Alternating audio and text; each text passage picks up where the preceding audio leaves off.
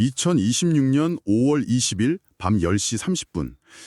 이 시간을 아마 주식시장에 조금이라도 발을 걸치고 계신 분들이라면 절대 잊지 못하실 겁니다. 네, 정말 숨막히는 순간이었죠. 맞아요. 대한민국 최대 기업의 총파업 시작까지 남은 시간이 단 1시간 30분이었잖아요. 반년 가까이 끌어온 교섭은 완전히 평행선을 달렸고 결국 노조는 파업 강행을 선언했었죠. 사실 당시 외신 데스크들은 난리가 났었습니다. 당장 내일 아침부터 글로벌 반도체 공급망 전체가 마비될 거다. 뭐 이런 경고 기사들이 쏟아지고 있었거든요. 그야말로 째깍째깍 한국 경제 한가운데서 거대한 폭탄의 타이머가 돌아가는 소리가 생생하게 들리는 듯한 그런 긴박한 밤이었어요. 그런데 모두가 벼랑 끝이라고 생각했던 그 순간에 정말 영화 같은 극적인 반전이 일어났죠. 네, 밤 10시 30분에 노사가 기적적으로 잠정 합의안에 서명을 마쳤습니다. 파국을 막으려고 고용노동부 장관이 직접 테이블에 앉기도 했고요. 블랙 먼데이를 각오했던 시장 전체가 일순간에 큰 숨을 내쉬었죠. 청취자님, 혹시 다음 날 아침에 개장하자마자 삼성전자 주가가 8%나 훌쩍 뛰어오르는 걸 보시고 최악의 위기는 넘겼구나. 이제 두 다리 뻗고 자도 되겠다. 이렇게 안도하셨나요? 아마 시장 전체의 분위기가 딱 그랬을 겁니다. 그렇죠. 하지만 오늘 저희가 테이블 위에 쌓아둔 수많은 자료와 데이터들을 교차 검증해 본 결과 그 안도감은 완전히 헛다리를 짚은 거라는 결론이 나왔습니다. 위기가 끝난 게 아니라 이제 막 뚜껑이 열렸을 뿐이거든요. 네, 수면 위로 드러난 빙산의 일각만 보고 그 밑에 깔린 거대한 얼음 덩어리를 보지 못한 것과 같습니다. 지금 한국 증시를 떠받치는 핵심 기동들 아래에는 훨씬 더 복잡하고 다발적인 리스크들이 도사리고 있거든요. 그래서 오늘 심층 분석에서는 시장의 그 섣부른 착각을 철저하게 깨부숴 보려고 합니다. 삼성전자라는 거대한 방파제 뒤에 숨겨진 대한민국 증시 대장급 12개 기업의 파업 폭탄 현황을 파헤치는 거죠. 아주 중요한 작업이 될 겁니다. 네, 이 상황이 얼마나 심각한지 청취자님이 직관적으로 느끼실 수 있도록 기상청에서 쓰는 태풍특보에 한번 빗대어 볼게요. 이제 막 먼바다에서 먹구름이 끼며 협상을 시작하는 태풍주의보 단계부터 조정위원회에 들어간 태풍경보, 그리고 쟁의권을 확보하고 코앞까지 다가온 상륙 직전, 마지막으로 모든 걸 휩쓰는 실제 파업 돌입까지요. 지금 코스피 전체가 이 거대한 태풍의 이동 경로 한가운데 놓여 있다고 보시면 됩니다. 당장 내일 터져도 이상하지 않을 화약고들이 줄을 서 있죠. 자, 그럼 가장 먼저 태풍의 눈이라고 할 수 있는 삼성전자 합의안의 실체부터 한번 뜯어보죠. 네, 타결된 조건들을 자세히 보면요. 기존의 OPI, 그러니까 초과이익 성과급 제도는 그대로 살려둡니다. 대신 반도체를 담당하는 DS 부문에 한해서만 사업 성과의 10.5%를 특별 경영 성과급으로 신설해줬어요. 10.5%를 따로 떼어준 거군요. 맞습니다. 게다가 이건 목표 영업이익 달성 시 무려 10년 동안이나 보장되는 장기 조건이에요. 여기에 전 직원 기본급 6.2% 인상도 얹어졌고요. 솔직히 조건만 놓고 보면 노사 양측이 꽤 합리적으로 명분과 실리를 다 챙긴 완벽한 타협처럼 보이거든요. 겉보기엔 그렇죠. 그런데 다 끝난 줄 알았는데 왜 5월 27일까지 긴장을 풀 수 없는 건가요? 5월 22일부터 시작된 노조 찬반 투표에서 부결될 가능성이 높다는 데이터가 계속 들어오고 있던데요. 네, 여기서 굉장히 흥미로운 점이 발견됩니다. 바로 두 개의 거대한 뇌관이 숨어있기 때문이죠. 첫 번째는 바로 내부의 적, 노노 갈등입니다. 노노 갈등이요.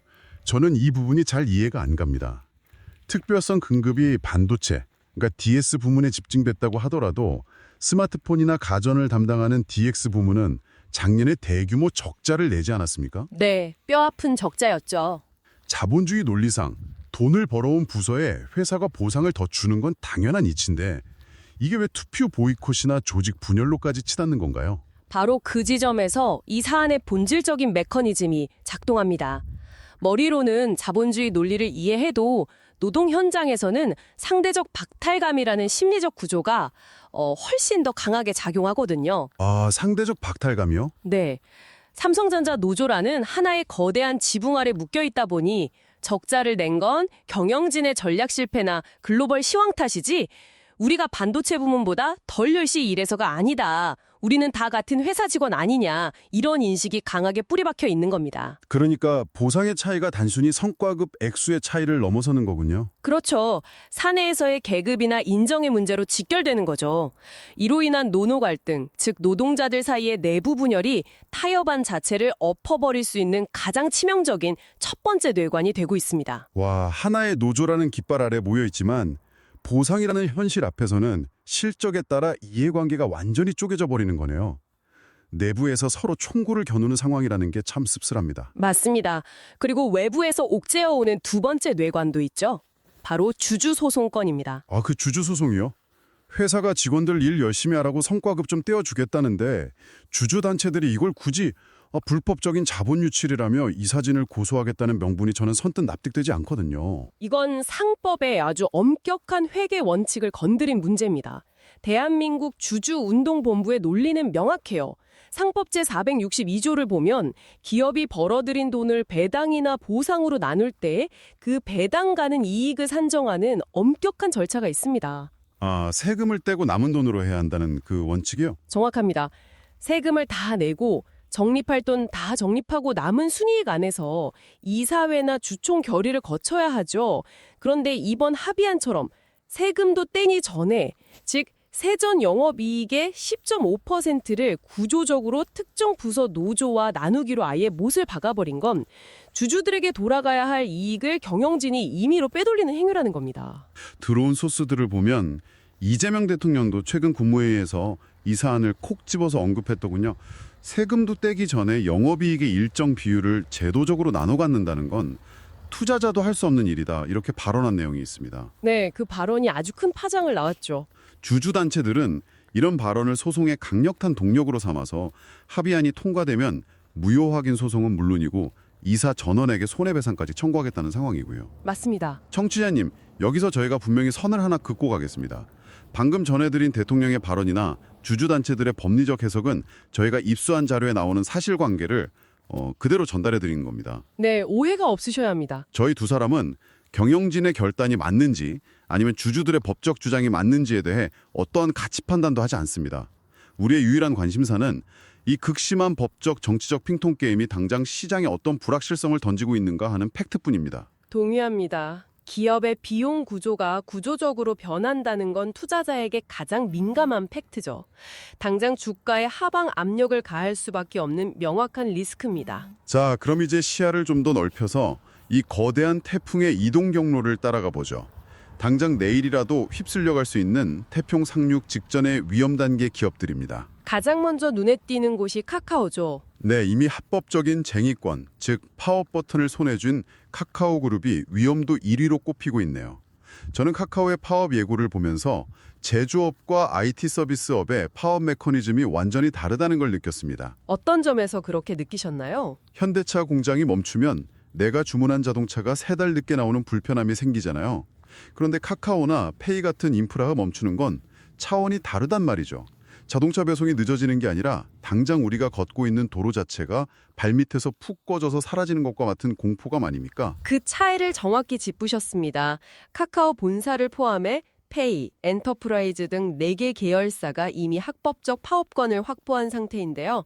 제조업 파업은 재고를 쌓아두거나 특근으로 손실을 만회할 여지라도 있죠. 그렇죠. 나중에 공장을 더 돌리면 되니까요. 하지만 카카오톡 메신저, 결제 시스템, 택시 호출 같은 IT 인프라는 멈추는 즉시 국민의 일상이 마비되고 그 시간 동안 발생하는 데이터와 수익은 영구적으로 증말합니다. 아, 증발해버리는 거군요. 네, 더 무서운 건 파업의 양상입니다.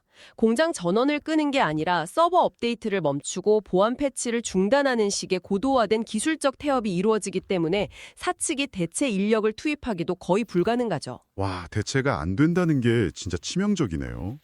게다가 카카오 노조의 요구사항을 읽어보면 단순히 임금 몇 % 올려달라는 내용이 아니더군요. 맞아요. 복잡하게 얽혀 있습니다. 과거 경영진들의 무책임한 주식 매도 사태에 대한 도덕적 책임 추궁이나 경영쇄신 요구 같은 그 감정적인 앙금들이 얽혀 있잖아요. 이거 돈만으로 타협할 수 없는 고차방 정식이네요. 바로 그겁니다. 단순한 임금 협상이 아닌 거죠. 카카오 다음으로 위험한 상륙 직전 단계에는 삼성 바이오로직스가 있습니다. 여기는 이미 5일간 파업을 진행했고 지금은 무기한 준법 투쟁 중인데 회사 측에서 추산한 잠재 손실액이 최대 6,400억 원이라고 나옵니다. 어마어마한 숫자죠. 바이오 공장 며칠 쉰다고 어떻게 조 단위에 가까운 피해가 발생할 수 있는 건가요? 삼성바이오로직스의 주력 사업인 CDMO, 즉 의약품 위탁 생산의 치명적인 공정 특성 때문입니다. 세포 배양은 일반 공장처럼 저녁 6시에 전원 끄고 퇴근했다가 다음 날 아침에 다시 켤 수 있는 게 아니거든요. 아, 생물체니까 계속 살아있어야 하잖아요. 맞습니다. 수십, 수백일 동안 일정한 온도, 습도, 영양 공급이 24시간 내내 1분 1초의 오차도 없이 유지되어야 하죠. 조금만 틀어져도 다 버려야겠네요. 그렇죠. 노조가 파업은 고사하고 야간이나 휴일 연장 근무만 거부해도 배양 중이던 수백억 원어치의 세포 배지가 순식간에 오염되거나 폐기 처분되어야 합니다. 하지만 6,400억 원이라는 숫자의 진짜 공포는 신뢰라는 무형자산의 증발에 있습니다. 아, 글로벌 대형 제약사들 입장에선 굳이 리스크를 감수할 이유가 없겠네요. 납기가 조금이라도 밀리거나 공정이 불안해 보이면 당장 스위스 론자 같은 해외 경쟁사로 수주 물량을 다 돌려버리겠죠. 바로 그겁니다. CDMO 산업은 철저하게 신뢰로 먹고 사는 구조입니다. 한번 이탈한 글로벌 고객사의 수주를 다시 가져오는 건 수년이 걸릴 수도 있어요. 단순한 이번 분기 실적 하락이 아니라 기업의 장기적인 생존 기반이 통째로 흔들리는 겁니다. 정말 살얼음판이네요. 그럼 단계를 살짝 낮춰서 지금 중앙노동위원회에 조정을 신청해둔 태풍 경보 단계로 가보겠습니다. 대한항공과 포스코가 눈에 띄는데 여기서부터는 상황이 아주 흥미로워집니다. 어떤 점이 흥미로우셨나요? 언론 기사들의 헤드라인만 보면 다들 노조가 돈잔치를 요구한다고 도매금으로 묶어서 비판하잖아요. 그런데 막상 자료의 디테일을 파고들면 완전히 다른 메커니즘이 숨어 있더라고요. 특히 포스코는 1968년 창사 이래 무려 57년 동안 파업이 없었던 곳 아닙니까? 네, 그 엄청난 기록이 지금 깨질 위기죠. 그런데 왜 갑자기 이 대기록이 깨질 위기에 처한 건가요? 돈을 안 줘서는 아닐 텐데요. 포스코 사태는 이번 파업 도미노 현상에서 가장 뼈아픈 구조적 딜레마를 보여주는 사례입니다. 더 큰 틀에서 이 상황을 연결해보면 이건 돈이 아니라 형평성과 고용구조의 충돌이거든요. 고용구조요? 네, 포스코가 최근 협력사 직원 약 7,000명을 S직군이라는 새로운 카테고리로 직고용하는 결정을 내렸습니다. 언뜻 보면 노동 환경을 개선한 좋은 결정 같지만 현실은 그렇지 않았죠. 아, 기존 정규직들과 새로 편입된 S직군 모두가 폭발해버린 거군요. 맞습니다. 기존 정규직 노조 입장에서는 수십 년간 유지해온 우리의 임금과 승진 파이가 줄어드는 것 아니냐. 왜 조건이 다른 사람들을 편입시켜서 역차별을 만드느냐 이렇게 반발합니다. 그럼 하청에서 직고용된 분들은요? 하청에서 직고용된 S직군 노조는 같은 용광로에서 똑같이 땀 흘려 일하는데 왜 S직군이라는 꼬리표를 달아서 임금 테이블과 승진에 여전히 차별을 두느냐 이렇게 분노하는 거죠.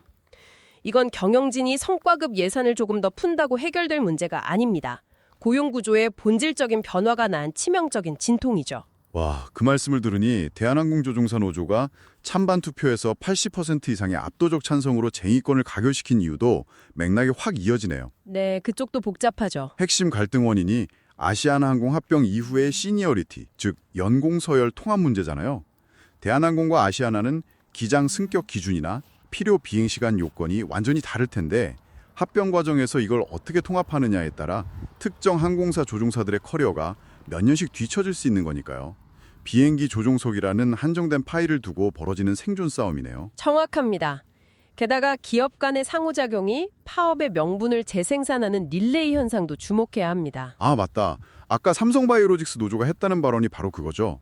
전자는 업문제도까지 새로 뚝딱 만들어서 특별 성과급을 10.5%나 얹어주는데 왜 같은 삼성그룹 안에서 우리는 안 해주냐. 네, 바로 그겁니다. 삼성전자의 극적인 타결이 오히려 바리오 노조에게는 투쟁의 명분을 더 강력하게 불태우는 땔감이 되어버린 아이러니네요. 이 명분의 전염성은 태풍주의보, 즉 이제 막 교섭을 시작하는 현대차, HD현대중공업, LG유플러스 등에서 가장 극명하게 나타납니다. 이들 노조의 요구안을 보면 하나같이 영업이익의 30%를 배분해달라고 주장하고 있거든요. 30%요? 아, 삼성전자의 10.5%가 일종의 기준점이 된 거군요. 맞습니다. 삼성전자의 10.5%라는 숫자가 시장 전체의 암묵적인 하한선, 이른바 앵커링 효과를 일으킨 겁니다. 초인류라는 삼성도 최소 10%를 주는데 우리는 그 이상 받아내야 한다는 심리적 저지선이 형성된 거죠. 요구 규모를 계산해 보니까 정말 상상을 초월하더라고요. 현대차의 올해 1분기 공식 영업이익이 약 2조 5천억 원 수준인데 노조가 요구하는 배분액은 3조 1천억 원에 달합니다. 네, 배보다 배꼽이 더 큰 셈이죠. 1분기에 번 돈 전부를 털어주고도 6천억을 빚내서 줘야 한다는 계산이 나오는데 이게 교섭 테이블에서 상식적으로 성립이 가능한 수치인가요? 더구나 HD현대중공업은 비슷한 요구를 했다가 하루 만에 주가가 7%나 급락하는 쇼크를 맞기도 했고요. 무리한 요구처럼 보이지만 협상 전략의 일환인 거죠. 그런데 여기서 한 가지 짚고 넘어가야 할 법적 변수가 있습니다. 제가 뉴스를 보다 보니까 대법원이 사내하청 단체교섭 소송에서 원청인 HD현대중공업에 손을 들어준 판결이 나왔더라고요. 아, 그 뉴스 보셨군요. 네, 하청노조와 직접 교섭할 법적 의무가 없다는 내용인데 잠깐만요. 올해 3월부터 원청의 교섭 책임을 대폭 강화하는 이른바 노란봉투법이 전면 시행되지 않았습니까? 이 판결은 그 법안의 취지랑 완전히 충돌하는 것 같은데요. 청취자님들도 기사 제목만 보고 엄청 헷갈리실 것 같습니다. 이 부분은 아주 날카로운 지적입니다. 시장에 퍼진 가장 위험한 오해 중 하나거든요. 최근에 대법원 판결은 2016년에 발생했던 과거 사건에 대해 개정되기 전에 옛날 법률을 적용해서 내린 결론일 뿐입니다. 아, 옛날 법 기준이군요. 네, 즉 지난 3월부터 시행된 강력한 노랑봉투법 체제와는 전혀 무관한 판결이라는 뜻이죠. 노랑봉투법 시행으로 인해 원청 기업들이 하청 노조의 파업 리스크를 고스란히 떠안게 된 법적 구조적 덫은 여전히 아니 그 어느 때보다 날카롭게 살아 있습니다. 그렇군요. 이 대법원 판결 하나만 보고 아 이제 하청교섭 리스크는 사라졌구나 이렇게 판단하시면 완전히 함정에 빠지시는 겁니다. 명확히 정리해 주셔서 감사합니다. 자, 이렇게 12개 기업의 태풍 경로를 쭉 훑어봤는데요. 그래서 이 모든 복잡한 상황이 결국 우리 청취자님들의 계좌에 어떤 의미를 가질까요? 당장 달력을 펴놓고 붉은 펜으로 동그라미를 쳐가며 대비해야 할 핵심 분기점 3가지 어떻게 잡아야 합니까? 첫 번째 분기점은 단연 5월 27일입니다. 이날은 대한민국 증시의 슈퍼윅 한가운데라고 보셔야 합니다. 오전에 삼성전자 노조의 찬반 투표 결과가 확정되고 오후 3시에는 카카오 본사의 2차 조정회의 결과가 나옵니다. 하루에 2개의 폭탄이 결정되는 날이네요. 맞습니다. 두 곳 모두 무사히 타결된다면 시장엔 그야말로 엄청난 더블 안도감이 퍼지겠지만 반대로 둘 다 결렬될 경우 코스피 전체를 흔드는 더블 충격의 방아쇠가 될 겁니다. 그럼 두 번째 분기점은 언젠가요? 두 번째 분기점은 6월 초입니다.